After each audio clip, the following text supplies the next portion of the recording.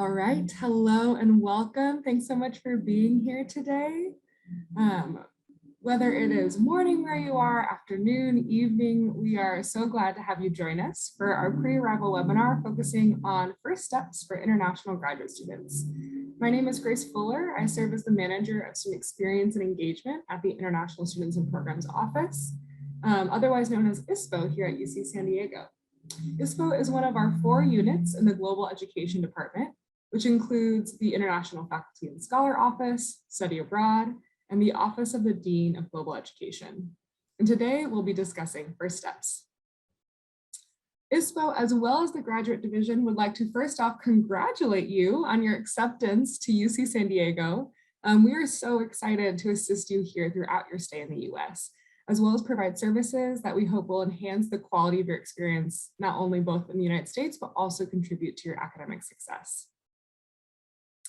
Like I said, my name is Grace Fuller. I work as the manager of student experience and engagement at ISPO, and I will hand it over to my colleagues to introduce themselves, starting with Gabi. Good morning, everybody, or good evening, or afternoon, as Grace said, wherever you might be, and just extending a heartfelt congratulations as well.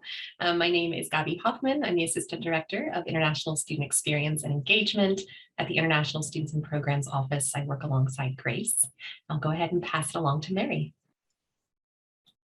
Hi, everyone. My name is Mary Hogan, and I am the Director of Graduate Admissions over in the Graduate Division. So very thrilled to be here with you today.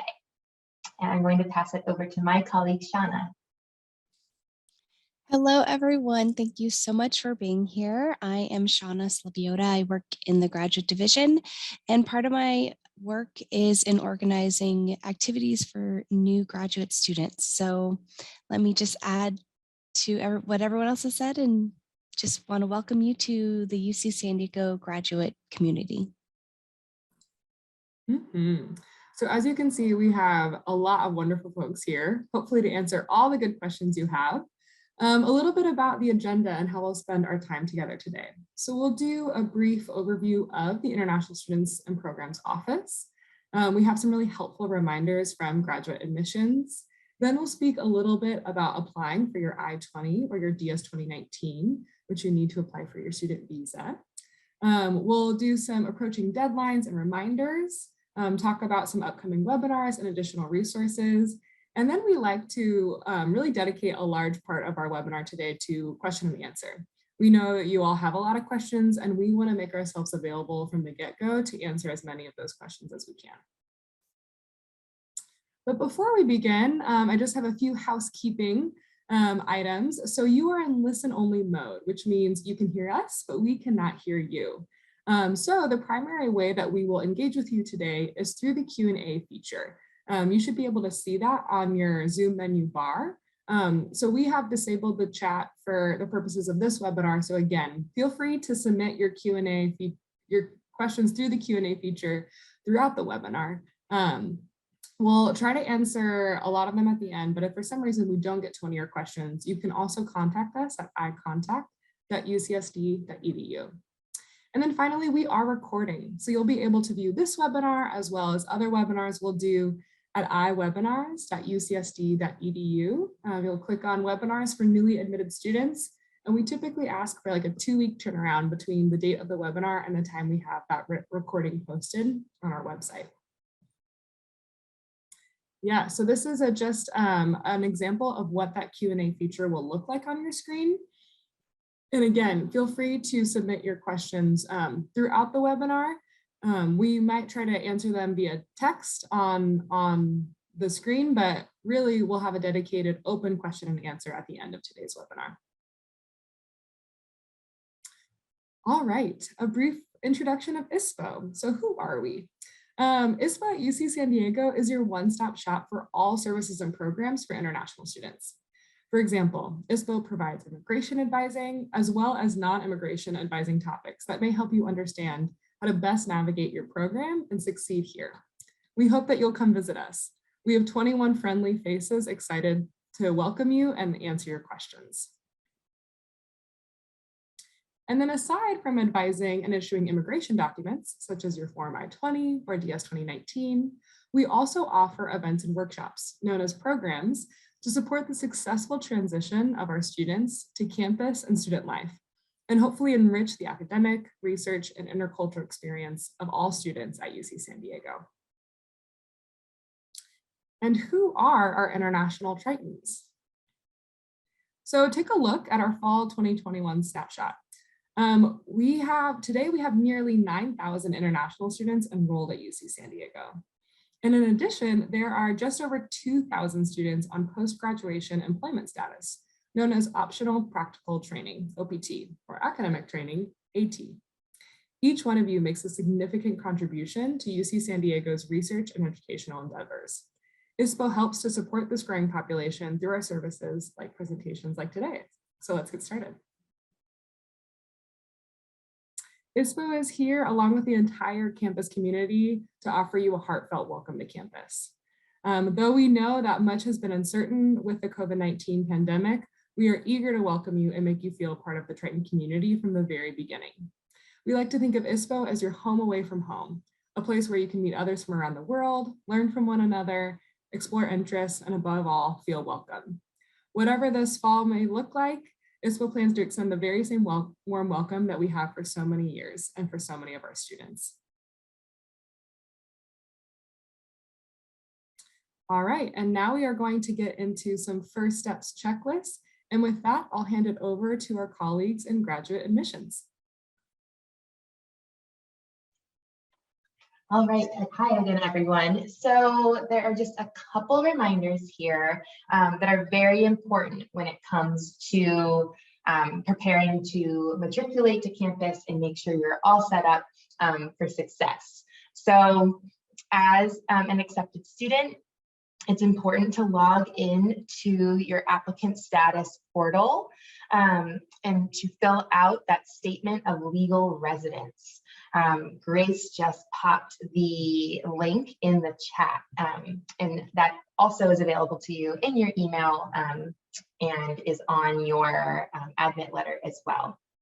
And it's important to note that most students, when you are admitted, are provisionally admitted. So what does provisionally admitted mean? It means that you have been reviewed carefully, you've been admitted to UC San Diego, but on the basis of the materials that you originally provided. And oftentimes when students are applying for graduate admission at UCSD, they are not required, or you are not required, to submit official documents. So those official final transcripts that are from a previous institution, or maybe you're currently still a student completing another degree, so you don't have your final official transcript yet.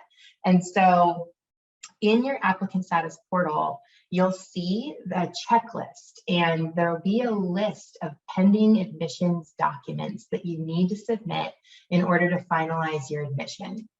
So why is this important? It's important because while we permit students to matriculate, so we allow students to come and join us in the fall under their provisionally admitted status, technically, you will have a hold placed on your account if you never submit those final documents, and then it will lead to enrollment issues down the line if you don't ever get those. So I always recommend that students really start to work on collecting all their final official documents that are required of them, that are listed under their pending admissions document section, as soon as possible, because sometimes it can really take some time, especially just everything with the global pandemic. Institutions have been a little backed up sometimes with requests. So I always recommend for students, as soon as they know they are coming to UC San Diego, to really get to work on collecting those official documents. And as we say here, you can always contact us. Our team, we're here to help at gradadmissions@ucsd.edu. It is worth noting, though, official documents cannot be emailed from you. So even if you were to get an official document and say, oh, okay, I downloaded my official transcript, that's not considered official. So this is all outlined in your applicant status portal, and please email us if you have any questions. Okay, and here's just another snapshot of that applicant status portal. So you'll see your forms, and so you'll see an update. So it's a status update, that's your admission letter.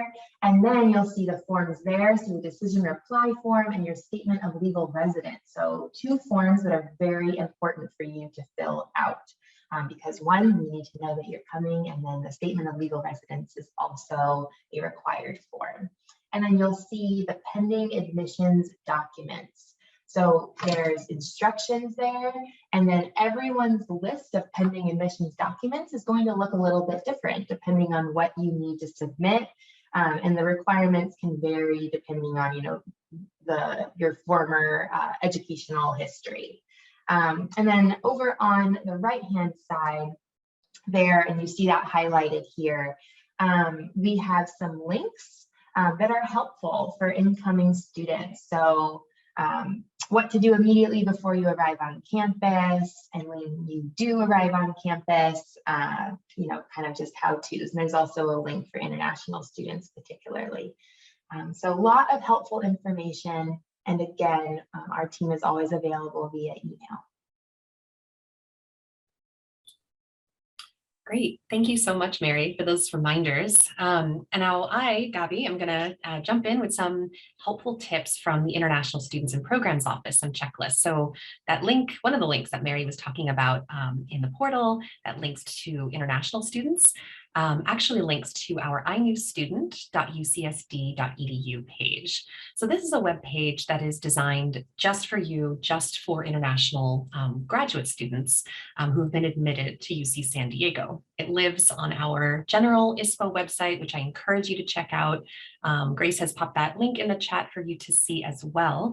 What these pages are designed for are to really help you understand the process, where to move forward as an international student specifically. So it goes over everything from how to request your immigration documents, as you'll see here, how to prepare for arrival, everything to do with your visa application, certain steps you need to complete, and then what you should be looking to do upon arrival to UC San Diego. So example, how to check in, make sure your visa paperwork is, your record is all registered so that you're in valid status, and so forth.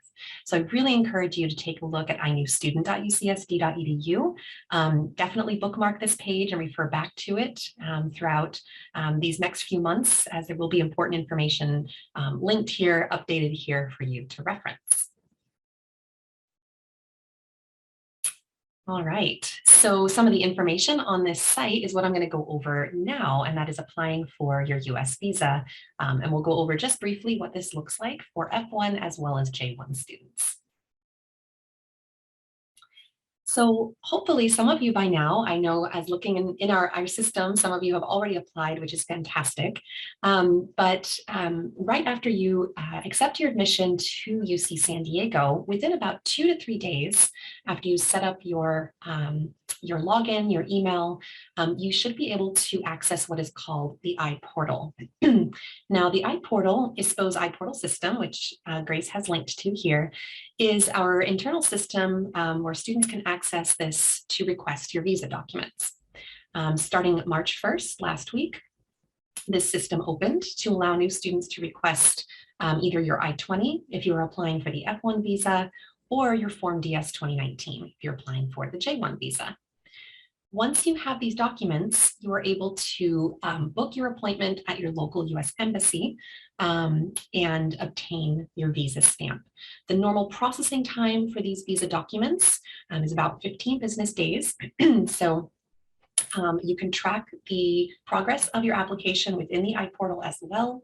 Advisors will put notes in there. So if you ever have questions about your application or are looking for updates, you can find those updates within the application. All right, so this is what the iPortal sort of looks like, what to expect when you're going through it. As Grace mentioned in the chat there, the iportal.ucsd.edu link, that will take you straight to your single sign-on. So you do need that information. You do need your email address, your login credentials for single sign-on to get in. You can log in to iportal.ucsd.edu, where you will be asked a series of questions about your program. For example, what your funding sources are, the type of program you're on, whether it's a master's or a PhD. You'll be asked to upload a copy of your passport and, again, your financial support documents. This can be a department support letter or any personal funds as well, depending on how you're funding your program. In order to figure out how much funding you need to show for your I-20 or your DS 2019, you can go to our website, again at inewstudent.ucsd.edu, where we list our minimum funding requirements. Most of our graduate students who are on department funding, this is not an issue, meeting those minimum requirements. If you upload a letter from your department that you received stating that you are funded, then we can usually use this to issue your documents for you. All right, and this is what the Form I-20 or Form DS 2019 looks like. For some of you who have already pursued undergraduate education or another graduate degree in the United States, you should be familiar with what this looks like. But for those of you who haven't before, this is kind of a brief overview of what the documents look like and how you will receive them. So the Form I-20 is for students pursuing visas in F1. So if you're coming here on the F1 visa. Over the course of the pandemic, these last couple of years, we've luckily the Student and Exchange Visitor Program, who governs the F1 program, has been more flexible in how we issue these to students. So luckily, we are able to issue these to you electronically, and they are valid for a visa appointment and for travel. So once your I-20 is issued, it will be uploaded electronically to your iPortal for you to download and to print and to sign. And you can use that again for travel, for your visa appointment as well. Now, the Form DS 2019, the Department of State governs the J1 program. So students coming on the J1 get a DS 2019, and they have slightly different rules. Unfortunately, they still don't recognize electronic copies as being valid for visa issuance or for travel. So those who are coming in on the J1 visa still do need to get a hard copy of their DS 2019. And you will be asked questions in the iPortal on how you would like to receive your DS 2019. If you are in the country or you have a friend who is in the local area, you can either pick this up directly from ISPO, or we can send it to you via US Postal Service if you are, again, in the United States, or if you are outside the US, we recommend the most sending this via express mail. This is the most secure and the way you can track your DS 2019. So once you have these documents, this is when you can book your visa appointment. We know, obviously, that things were quite unpredictable and variable these last few years with getting visa appointments. However, things seem to be running fairly smoothly with visa appointments in most countries. That being said, we encourage you to check your local embassy or consulate, local US consulate or embassy, I should say, to make sure what those visa wait times are and that you're booking those as soon as you can, as soon as you receive your documents from us. And one final note on the I-20 or DS 2019, for those of you beginning your programs in the fall, you will be getting a September start date that allows you to enter the country 30 days before the official start of fall. So for most of you who are starting in the fall with the September 19th official start, that allows you to enter the US as early as August 20th, which is nice. It allows you to settle in the US a little bit, get comfortable, get settled in before you start your classes. We do recognize there are students who begin their programs early as well. They might be part of an early prep program, a summer boot camp, maybe research that you're engaged in, that you're getting units for. If that is the case, our iPortal will ask you those questions to let us know that that's the case, and you may be eligible for an earlier start date to enter the US to meet the requirements of that program. All right, I'll go ahead then with that and turn it back over to Grace. Thanks so much, Gabby. All right, so I'm going to talk a little bit about what it's like to get involved and engage with your campus community here at UC San Diego. So the first thing I'll highlight is our signature ISPO programs known as I programs. So we have a set of reoccurring programs that occur throughout the year, and I'll go over a few of them briefly now. So English in Action is our English conversation program. Many of our students are interested in practicing their English. And so through this program, you can be matched with an English native speaker to meet weekly throughout the academic year. And not only does a lot of language and pronunciation skills happen, but a lot of cross-cultural exchange. Intercultural Social Hour is our laid back monthly social hour where we have games, we provide food. There have been times where it's been virtual this last year, but we're really excited to be able to offer it more in person again. And it's a time for you to really just connect in a relaxed, friendly environment with others in our campus community. ISPO Chats is our monthly office hour with ISPO leadership.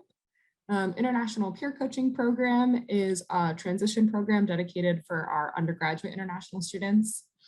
iTable is our basic needs program targeting food security for all students. Let's Talk is our collaboration with Counseling and Psychological Services that's hosted by our ISPO CAPS liaison, Dr. Rena Scholl. And Triton Trekkers is our collaboration with Recreation here at UC San Diego, where we offer trips that get out into the San Diego area. So whether that be kayaking the Cove, hiking Cowles Mountain, it's a chance for you to get outside and explore the beautiful place that we get to call home. If you are interested in any one of these programs, we invite you to learn more at iprograms.ucsd.edu that I just put in the chat. And if you have any questions about these programs, you can always email us at iprograms@ucsd.edu. The second thing I want to highlight is our iEvents calendar. So our iEvents calendar is actually a live calendar that is continually being updated with different events and workshops that are going on that respond to our campus community. So you'll see events that are hosted by our office, ISPO. You'll see events hosted by some fellow offices, student orgs, different folks. And it's like I said, it's a live calendar. So it's constantly being updated with a lot of different opportunities to get involved. I know that many students have actually bookmarked this page, and whenever they're like, I wonder what's going on, they'll pull this up just to see what there is to do and what they might fill their evening or weekend plans with. And then finally, we are excited to connect with you. So we are active on all platforms. Our handle is @ispo.ucsd.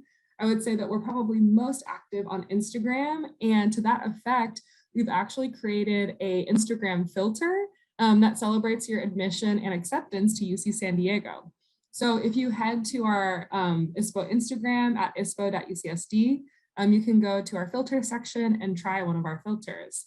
And if you use one of our filters and tag us, we will reshare. And we might be doing some giveaways in the coming weeks for those who do reshare. So we're excited to connect with you on social as well. And with that, I'll hand it back to my colleague Gabi to talk about some additional resources. Great, thank you, Grace.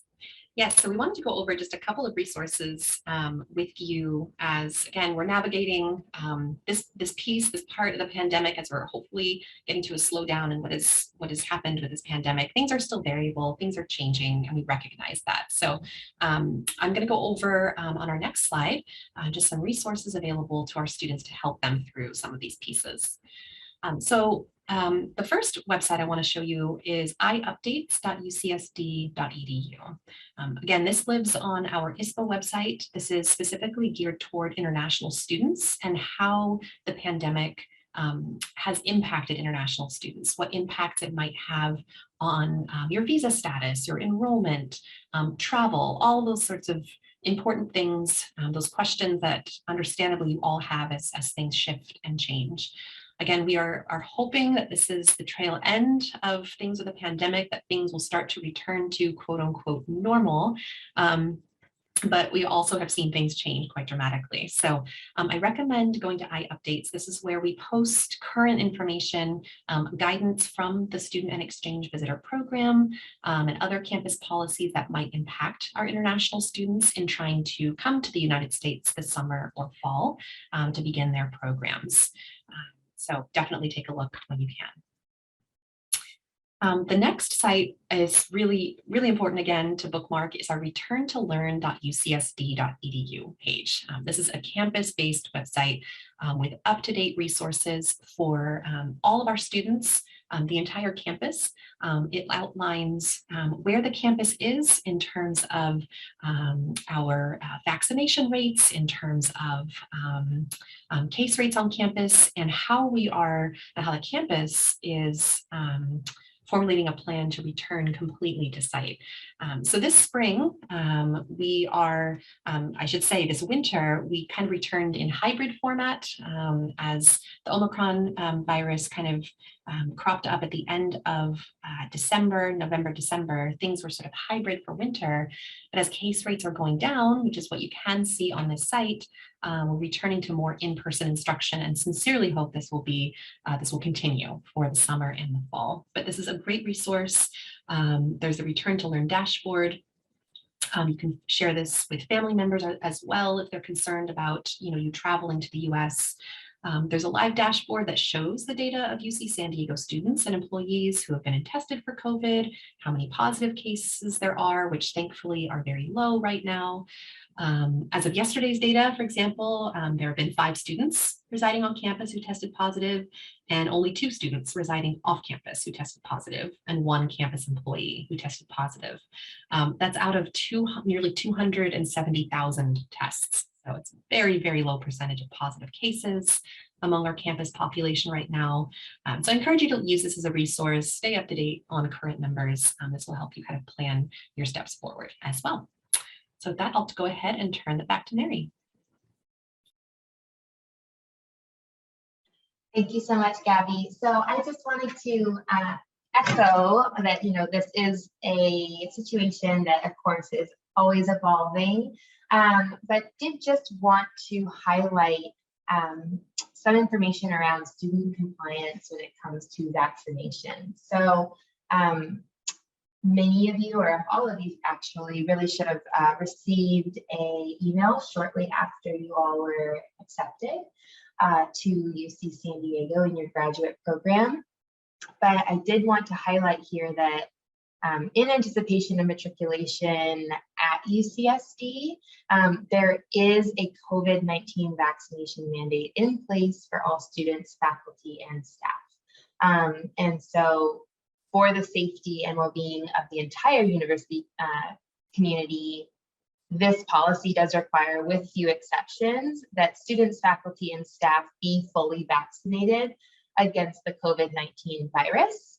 I will say that more information will be forthcoming around this. So I know it can be difficult to not have details around exactly, the timeline for this requirement and when compliance would need to be achieved, but you all will be receiving more information around this very, very shortly. So the campus has been working on this and understands entirely, especially for international students, that there can be planning involved, of course, in making sure that you're all set and ready to safely come to campus and engage with our community. So I wish I had more exact dates for you at this time, but did just want to make sure that we are highlighting that this mandate is in place, and that you will be receiving additional information very shortly from both the Graduate Admissions Office, and it will also be available to you through other resources as a newly admitted student.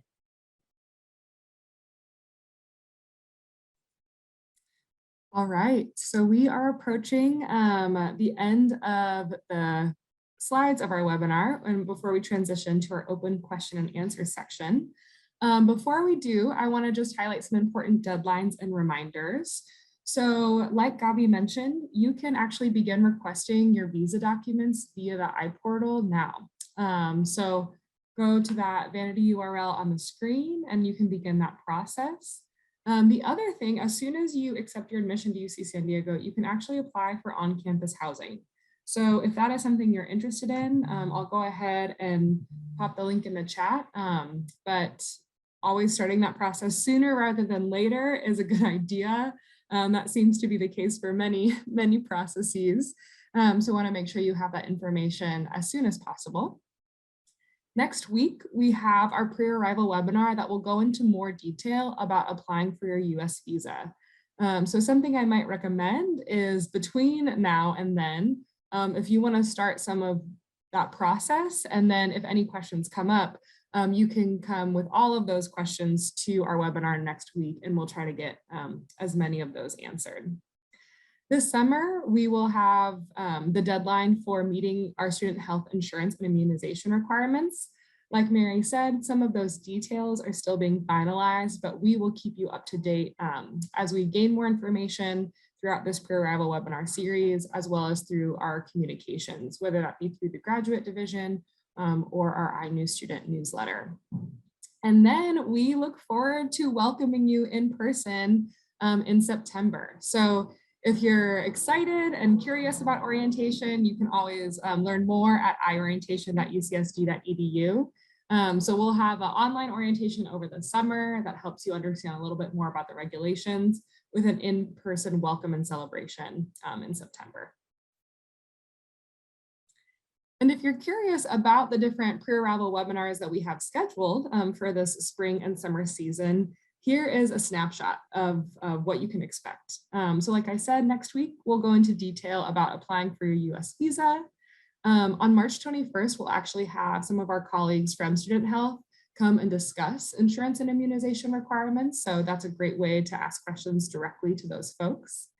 On March 29th, we'll have our colleagues in Housing, Dining, and Hospitality talk a little bit about graduate student housing, as well as share a little bit about off-campus housing resources and things of that nature.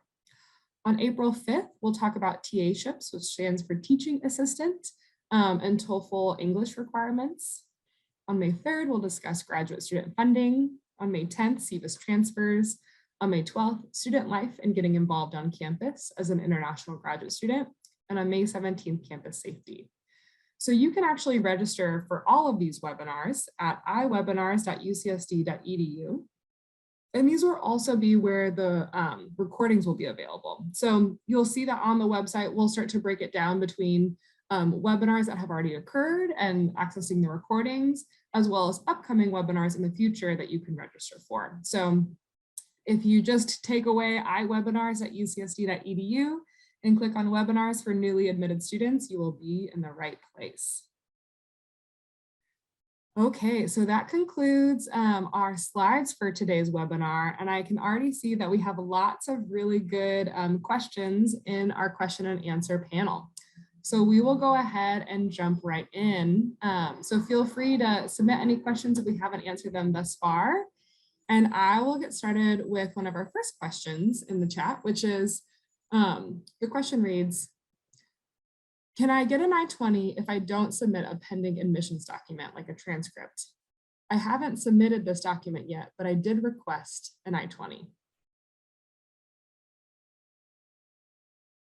So I'm curious if maybe this is a tag team response from Gabi, from ISPO, as well as potentially Shauna or folks from Graduate Division. I'm happy to jump in from ISPO. I can say that, yes, students are able to still request their I-20 document, even if they still have pending documents. We know those documents come a little bit later, as Mary was mentioning. Some students, of course, are still completing their programs, or there are delays getting transcripts, so we understand that, and that does not keep you from requesting your I-20, so you can still get that. I don't know if Mary or Shauna had anything to add. That's exactly right. Yep. Wonderful. All right, our next question reads, do we have to get our previous institute to mail the physical copy of our transcript, or can we get the official copy to UCSD fall semester and hand it over then? I'm happy to jump in there. So the answer is no. You do not have to mail a physical copy, and this goes actually hand in hand with another question here. So you can have your institution mail a physical copy in a sealed envelope to our address that's listed in your applicant status portal. You can also, if your institution has the ability, they can send it securely electronically directly to our office. Again, it has to come from your institution directly and not from you. And then oftentimes we do have students matriculating to us, you know, who have attended a institution where they may only be given like one official copy, in that like they're only permitted to have one official copy of their transcript. And so in cases like that, we do have students, once they're on campus in the fall, come to our office. We have walk-in hours 3 days a week, and they come to our office and we meet with the student and, you know, make sure it looks all, it's official. It has to be in a sealed envelope. So that's really important. If you're bringing it to our office, it needs to still be sealed in the envelope in order to be considered official. We would then open it, we would scan it for our records, and then we would give you the transcript back. So in cases like that, where you may only have one copy, we do have quite a few students choose to do that. It's just really important that the envelope remains sealed. So please, if you only have one copy, do not open it because it won't be considered official if you come in and give it to us at that point. And it's also just worth noting, if you mail in a physical copy of your transcript, that is no longer, like that is now part of your file here in the admissions office, and we do not go through and give students back transcripts that they ordered. Thanks so much. All right, our next question is for Gabi, and it reads, I have a query regarding the I-20 form. In the primary source of funding, I have some amount from a private bank, which is in US dollars, as well as some amount from a savings account, which is in Indian rupee. I have taken a bank certificate which mentions the amount in USD converted to Indian rupee, and I'm curious if this is valid or not, or any suggestions you might have. Yes, this is a good question. Comes up, of course, frequently in the IPortal as we're getting students uploading bank documents in various different currencies. This is completely fine. Yes, some banks will have a courtesy service where they will convert the local currency where you're requesting it to USD for you, US dollars. That's great for us. That's easy because then we can see very clearly, you know, how much money total that you have, and we can easily put this on the I-20 and issue it. Conversely, if students don't have this officially converted on the bank statements that they receive from their home country, if it's in your home currency, that's okay. We can convert that for you here. We do ask in the iPortal for you to please go ahead and do a conversion. You can just use Google, just any service online to do a quick conversion of what you are showing. And we will ask you to answer that question in the iPortal. We still do review it and we check and we convert on our end. So either way is totally fine. Thanks, Gabi. All right, our next question reads, I applied to the Rady School of Management, which has its own independent application portal. Do I still have to fill the statement of legal residence at the application portal provided via the graduate division? All right, so if it's not listed in the portal, I see, so I know there's a residency information as part of your application, but I believe that the statement of legal residence is required. And so I will double check on that with the Rady School of Management, because that should be something that you would be required to complete. So I will follow up there and make sure that if that form is not available, that it is communicated with all Rady students that that form is required and that portal is updated.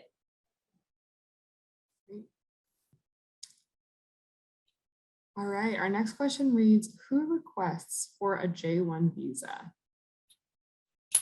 Yes, so I mentioned this when we were talking about the difference between the F1 and the J1. So the J1, it is a student visa as well, like the F1, but there are definitely some differences. We go over that on our website. Actually, if you just type in the search J1 versus F1 on the ISPO website, it will give you a full description of the differences. But in short, the J1 visa is most appropriate for students, or I should say students who are eligible for the J1 are those who have 50% or more funding from their department for their program, or most importantly, 50% or more funding from a sponsor. So that sponsor typically is their home government or an international organization or the US government. Those students where that funding comes from a government source should be applying for the J1 visa. For graduate students who have primarily department funding, 50% or more, they have the choice. They can choose either an F1 or a J1. And when you answer the questions about your funding source in the IPortal, it will help guide you toward the one that best fits your situation and what you would prefer. Typically, we will have students, if they do have the choice, students who perhaps have family members, they have a spouse who would like to work in the United States while you are here on your graduate program. Typically, those students will choose the J1 because the J2 dependent visa allows the spouse to work. The F2, which is the dependent visa for the F1, does not allow a spouse to work in the United States. So that's a big difference and is pretty important for a lot of our graduate students to consider. But Grace helpfully put that link in the chat to take a look at the difference of the two and what to consider. They're all definitely different things to consider there. Hopefully that helps clarify. All right, Gabi, it looks like we have a few questions in the queue for you. So our next question reads, when is the last date to submit an I-20? The website says August 1st. Could you please confirm this? I would require some time to arrange the funds required. And then it's a two-pronged question. The second question reads, is there a standard format for a sponsorship letter? If yes, where can I find it? Yes, so for the first question, what is the last date to submit a request for the I-20? It is August 1st. And really the reason for this is that we want to make sure students have their documents in a timely manner to obtain their visa in time. The summer is the busiest time at US consulates and embassies across the world, and sometimes it can take several weeks to get an appointment, and on the back end of that, several weeks to get your visa. So, if you're requesting your documents after August 1st and you plan to be here by the start of the quarter, September 19th, things could be getting very, very close, very tight, and we don't want students to wait. We do know that, of course, it does take time to get funds together to make this request, but we do encourage students to do this as soon as possible. We do still accept requests after August 1st. We just want to caution students that if it is after this point, it could lead to delays in getting their visa on time to come here. In terms of the standard format for a sponsorship letter, there is no standard format.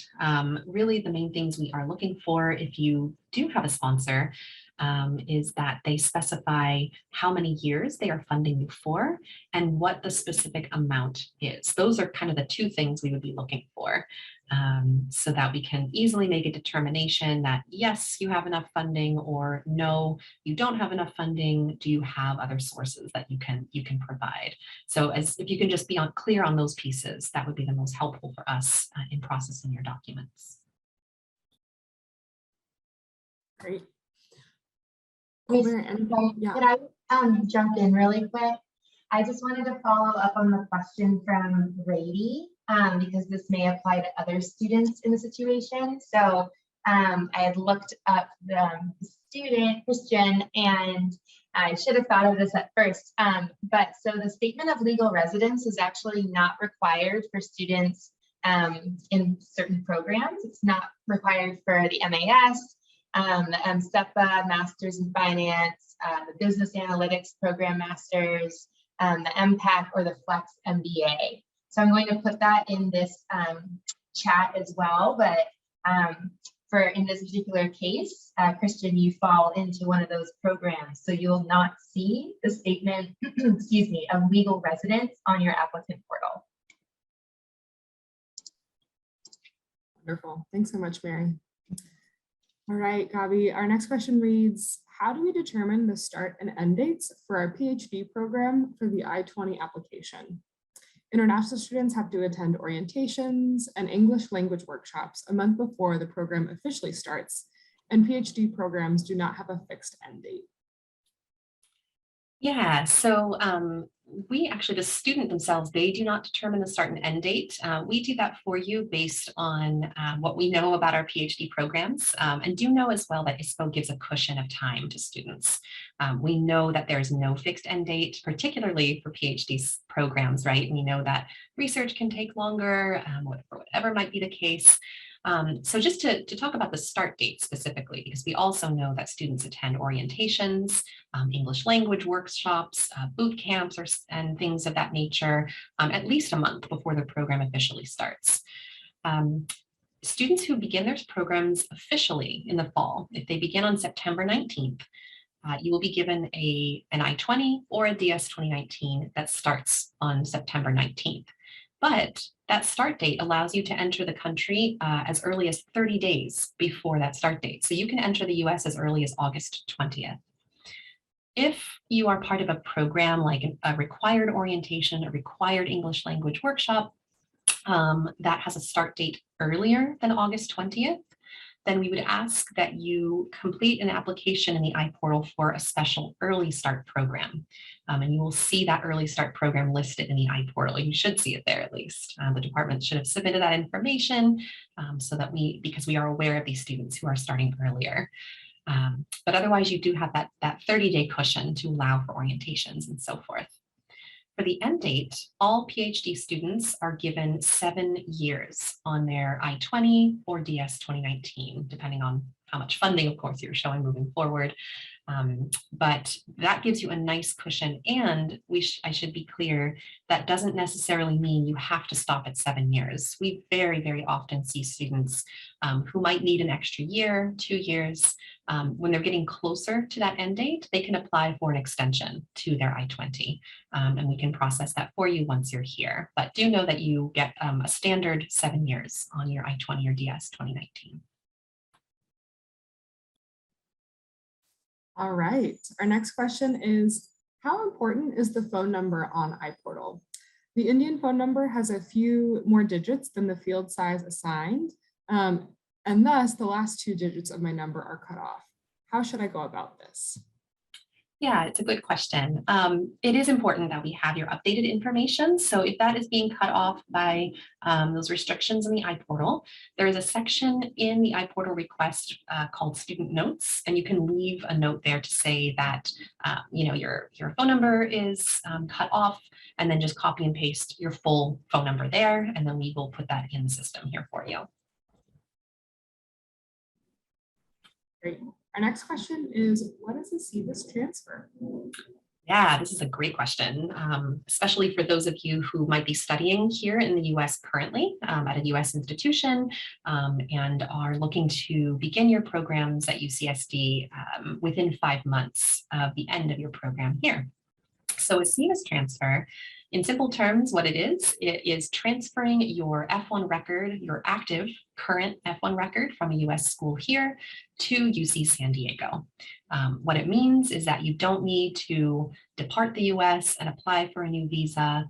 It is simply transferred over to us and we issue you a UCSD I-20.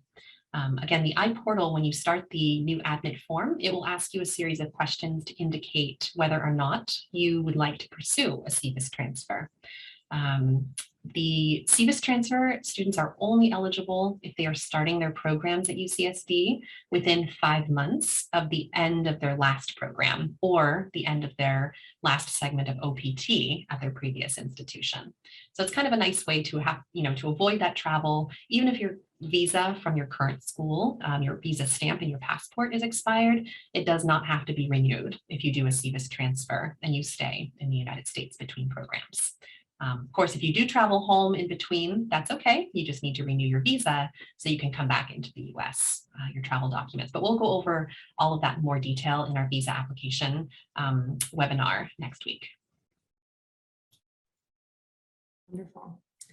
Our next question reads, if my parent is providing the financial support for me, are there any documents I need to provide to prove the relationship?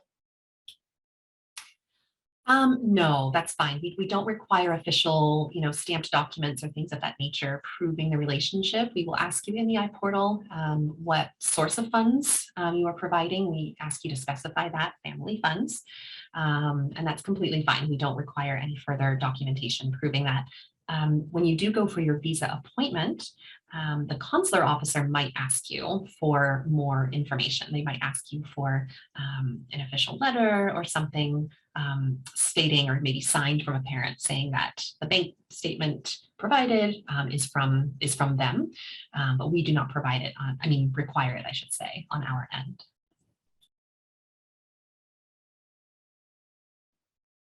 Great. Our next question reads, I'm currently working in the US on a TN visa.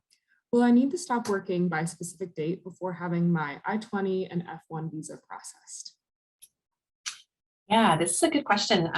It is a little specific, so for more questions or follow-up, I definitely encourage you to contact us for further advising. But in general, a TN visa is an employment-based visa.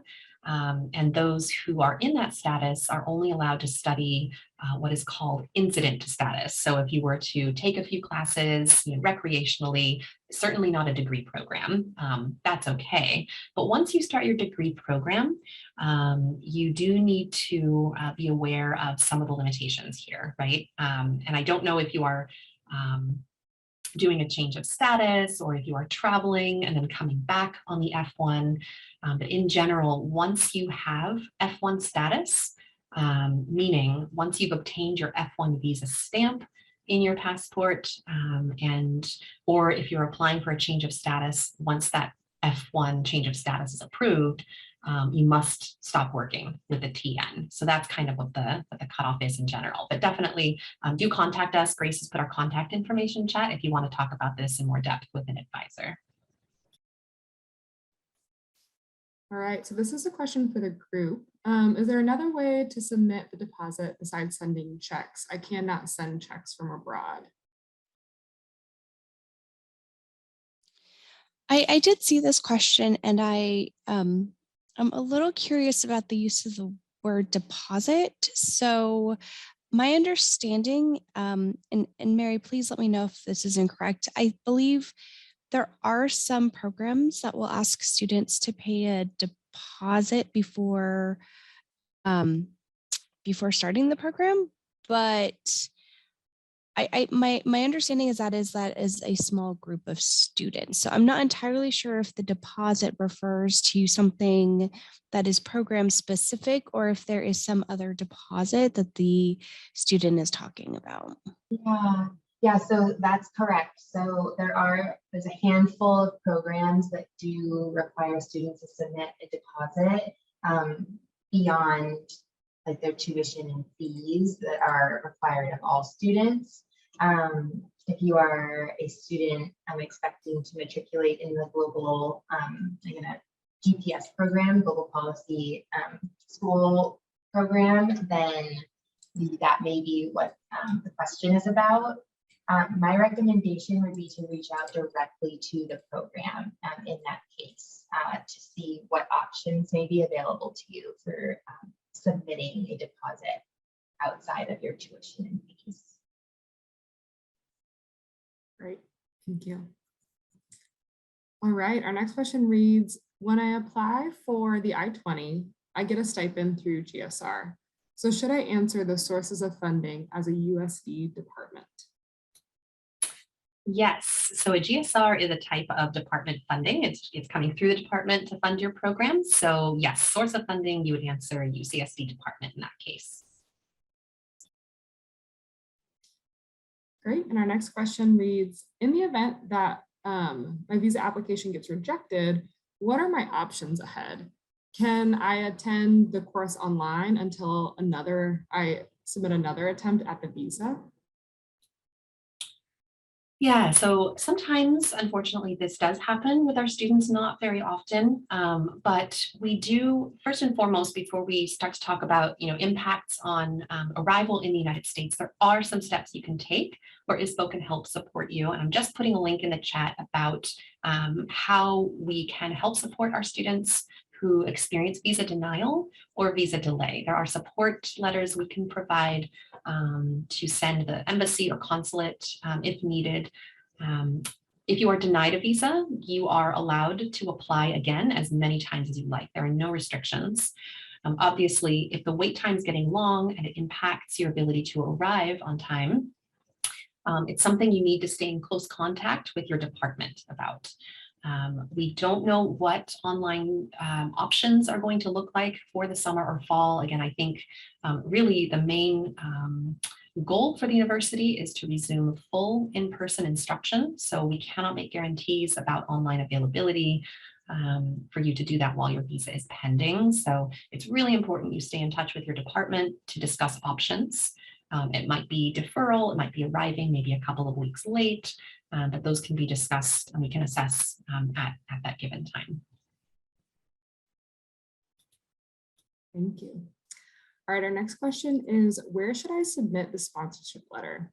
I could not find an option to upload the sponsorship letter in IPortal, so I submitted the I-20 application without it. Could you please tell me what next steps I should do? Sure, and maybe I might ask that you contact our INU student email address for clarification because it's so specific and we can look in your application. But the first thing that kind of was a tip off for me here is I see that you submitted an I-20 application. Typically, if students are sponsored, they apply for the DS 2019, for the J1, right? Especially if 50% or more from your sponsorship is coming or your funding is coming from sponsorship.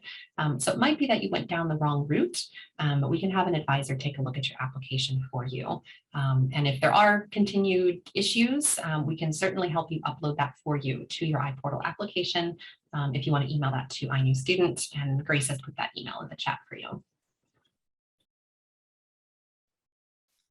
All right, and we're approaching our last question. So the question reads, I've been awarded a fellowship at Rady. Can the fellowship amount be deducted from the amount shown when requesting an I-20? So if I understand correctly, yes, if you are awarded a fellowship, then that can be included in your total package of funding that's available for your program, right? So if typically students who are receiving a fellowship, that will be outlined in their admission letter or in a separate letter from the department. Please upload that letter because exactly we can include this in your total amount shown for funding for your I-20 request.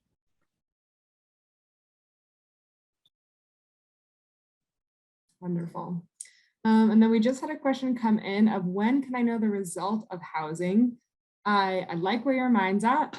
So we actually will have our colleagues from Housing, Dining, and Hospitality join us in an upcoming webinar. So that is a great time to ask them all of those questions, including when to know the result. If you have any questions in the meantime, I'll go ahead and put the contact information of Grad and Family Housing into the chat, and you can contact them that way. But know that they'll also be joining us live for one of our upcoming PreArrival webinars focusing on housing options for our graduate students. Grace, yeah, sorry. I also put in a link directly to, I believe, to the waitlist. So that can give you a sense. And again, our colleagues in housing are going to go into more detail about this at the housing specific session. But just to give you a sense of what the wait is right now for our different graduate housing communities, I just wanted to put that in there. That's super helpful. Thank you so much, Shauna. And with that, that concludes our pre-arrival webinar for today. We hope that you were able to get some good information as you begin your first steps as an international graduate student at UC San Diego. Congratulations again on your admittance and acceptance to UC San Diego, and we are so excited to welcome you as a part of the Triton community. Have a great rest of your day, everyone, and we hope to see you again soon at another pre-arrival webinar. Thank you.